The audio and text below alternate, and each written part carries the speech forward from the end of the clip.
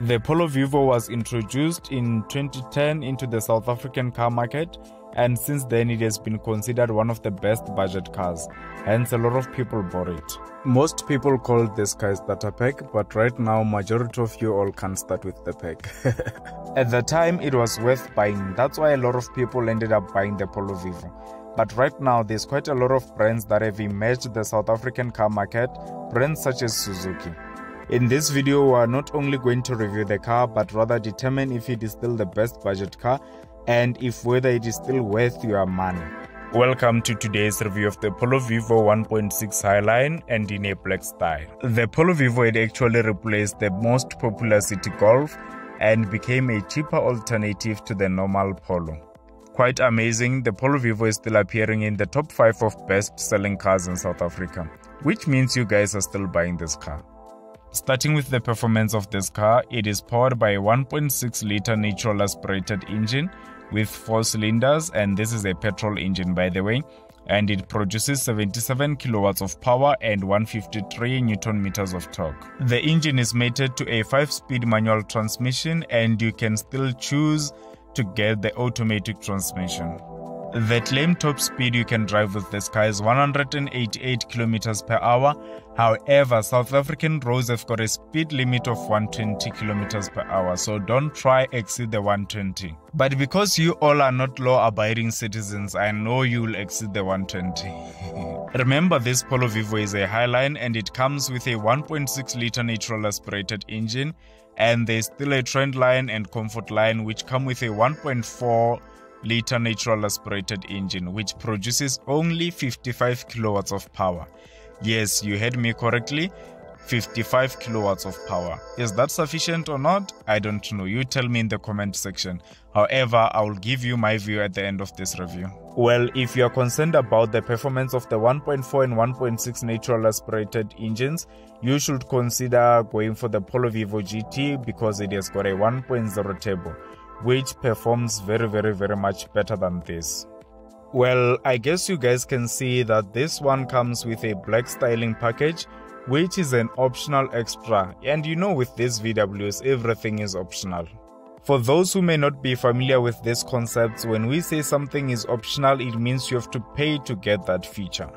This is what you get with the optional black styling package: 16-inch portage wheels, black mirror caps, and a black side sill trim.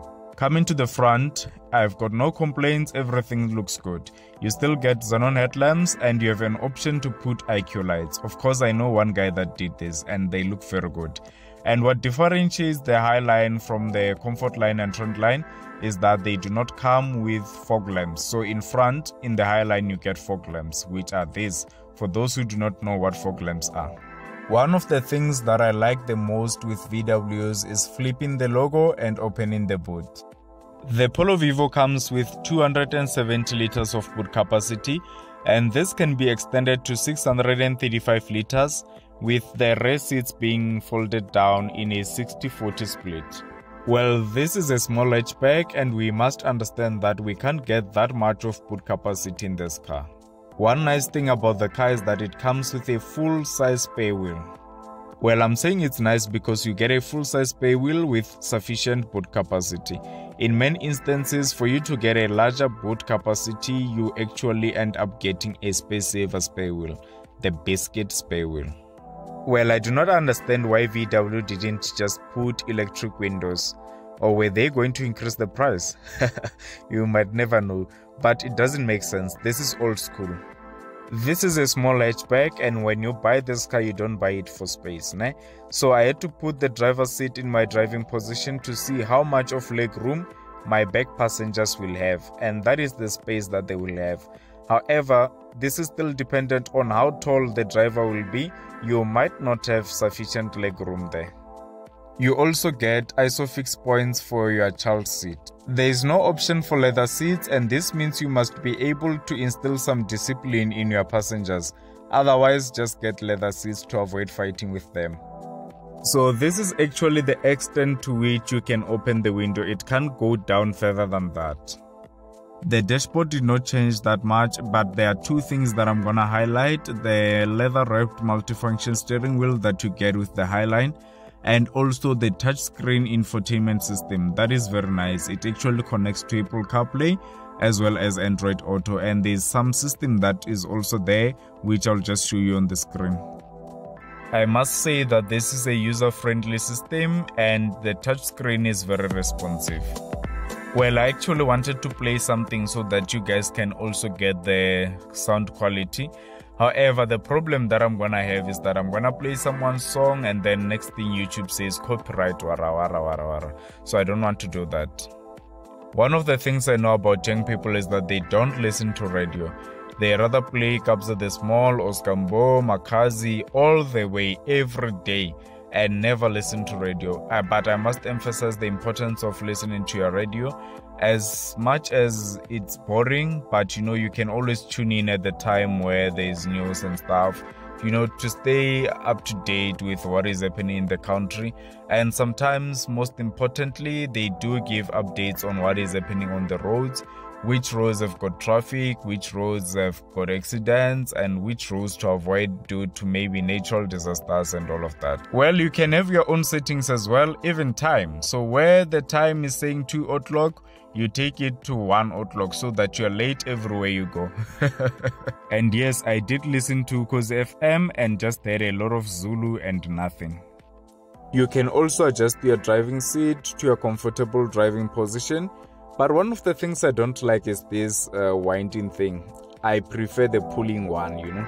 It's easier to use than this one. This one is even stiff, you know.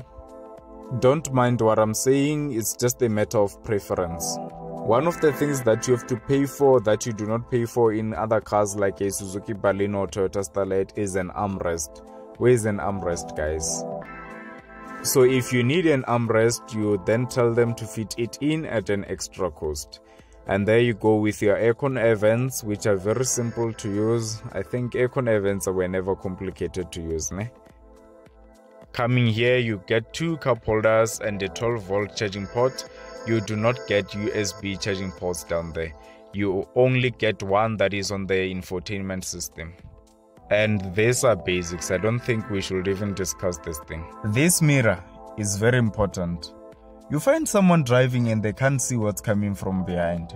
Ladies, You also get cruise control, which is very important, and I think on long distances you'll actually need this one because you can't have your foot on the accelerator all the time. Some of the things that can help you differentiate between these models is the door handles, fog lamps as well. The Polo Vivo 1.4 trendline starts from 255,600. And the top of the range Polo Vivo GT is priced at 341,800 rands. This is how the other trims are priced. The 1.4 Comfort line costs 276,500. And the one we're reviewing today, which is the 1.6 Highline, is priced at 304,700 rands. And lastly, the 1.6 Comfort line Auto will cost you 306,700 rands. What is interesting is that the Suzuki Baleno GL 1.5 manual transmission starts from 255,900 rands.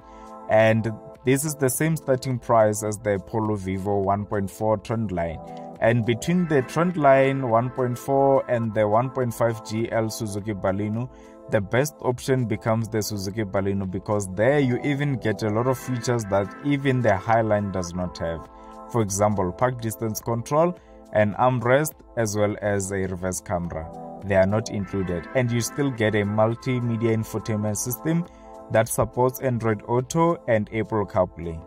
Looking at the size of the car, park distance control and a reverse camera may not be important. You can simply use your mirrors and use your eyes. Remember, we still have to determine whether the Polo Vivo holds good value for money or not. And I think it's no longer the budget car that was worth buying years back. On these reasons, the 1.4 only produces 55 kilowatts of power. And when you compare it to a Suzuki Baleno, it produces 77 kilowatts of power at the same price. So what you can actually choose in that regard is the Suzuki Baleno. However, if you feel that you need to buy yourself a Polo Vivo, continue buy the Polo Vivo. However, I'm just trying to show you how you can actually get to buy the best car and make sure that you get the most with the smallest money that you're going to spend. And all thanks to Sydney from VW Constantia. If you guys need any VW car, be it a T-Cross, T-Roc, Taigo, Tiguan, Amarok, whatever, Golf, Polo TSI, Polo Vivo, Polo GTI, all that you want, you can actually text this man. He is going to help you.